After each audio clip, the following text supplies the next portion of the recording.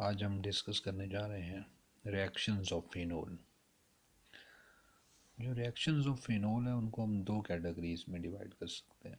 Reaction due to OH group present on the benzene ring, और दूसरी category है reactions due to the benzene ring.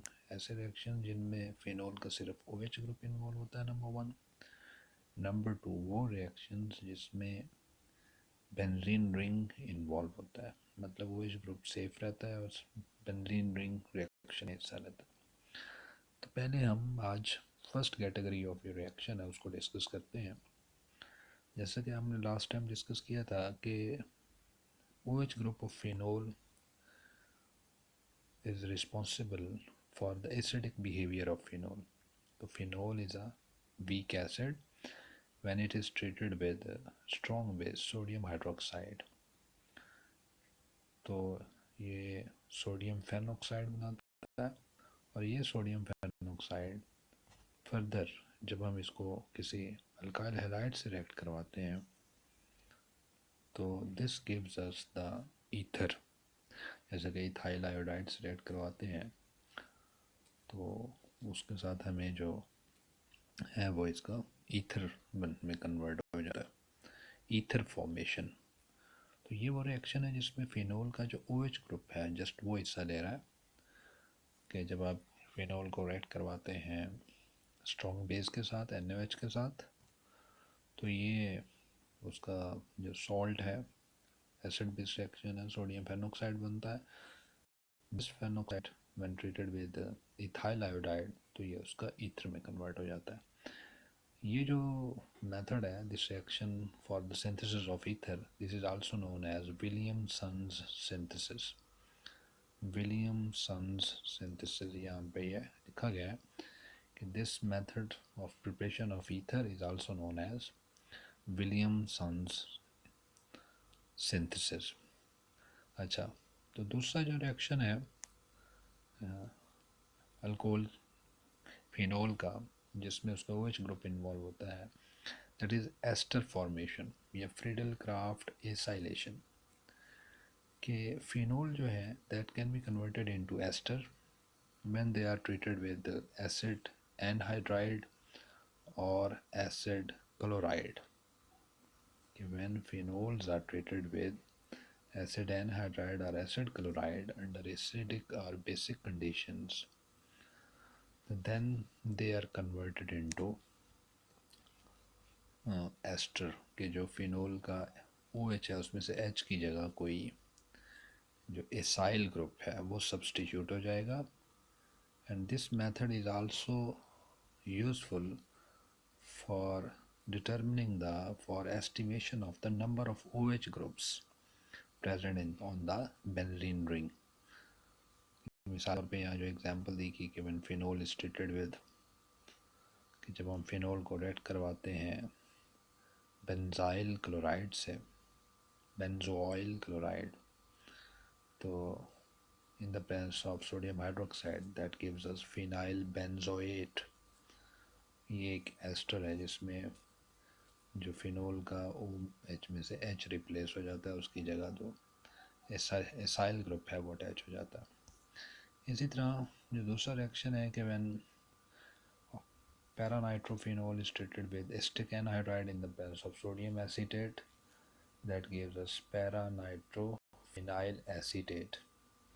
इसी तरह hydroquinone, दो OH ग्रुप अगर लगे हुए हैं पैरा पोजीशंस पे तो this is known as hydroquinone when it is treated with acetic anhydride. तो पैरा पोजीशन के जो दोनों OH हैं उनके H की जगह acyl group acetyl group attach हो जाता है, तो हाइड्रोक्यूनोन डाईएसीटेट।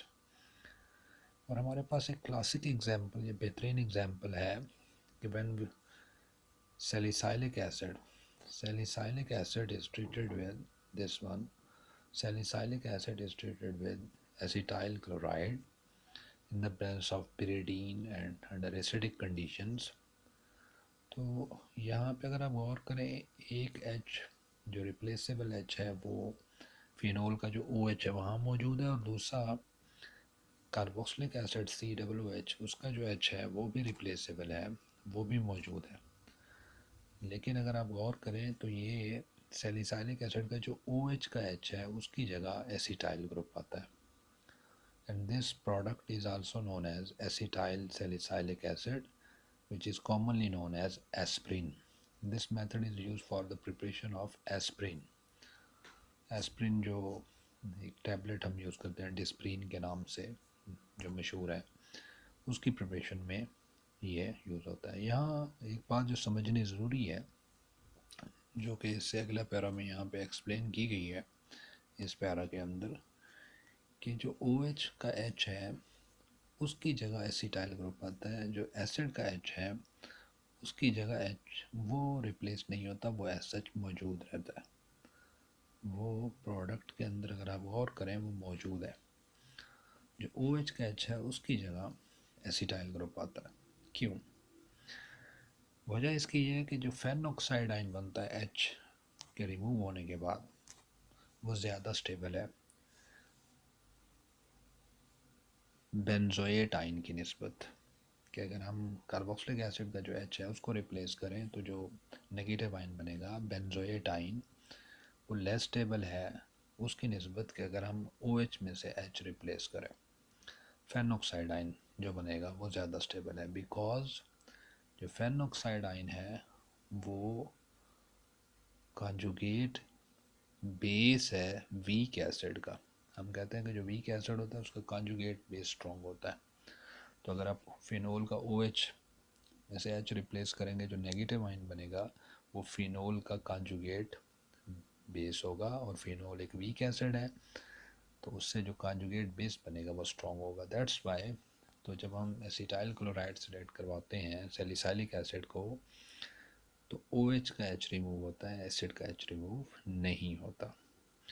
हाँ, अगर आप इस एसिटाइल सैलिसाइलिक एसिड को या एस्प्रिन को हीट करते हैं in the presence of aluminium chloride, तो ये जो एसिटाइल ग्रुप यहाँ मौजूद था, ये जो ग्रुप मौजूद है, ये ग्रुप ऑर्थो और पैरा पोजीशन पे जाके अटैच हो जाता है। यहाँ से फिनोल का जो ऑक्सीजन के साथ वो अटैच था वो वहाँ से रिमूव होके वो बेंजीन रिंग की ऑर्थो और पैरा पोजीशन पे अटैच हो जाता है। And this reaction is known as freeze rearrangement। कि जो फिनोल का OH में से H पहले स्टेप में रिमूव हुआ था वो जो है जब हम इसको हीट करते हैं, जो हमारे पास प्रोडक्ट है उसमें जो एसाइल ग्रुप है वो एसाइल ग्रुप फिर उस फिनोल वाले ऑक्सीजन को छोड़ के बेंजीन रिंग की ऑर्थो और पैरा पोजीशन पे अटैच हो जाता है। And this rearrangement of the acyl group is known as freeze rearrangement। तो ये रिएक्शंस हैं जिसमें बेंजीन रिंग के ऊपर जो फिनोल का जो OH ग्रुप अटैच है वो हिस्सा लेता है, बेंजीन रिंग इन्वॉल्व नहीं होता। शुक्रिया।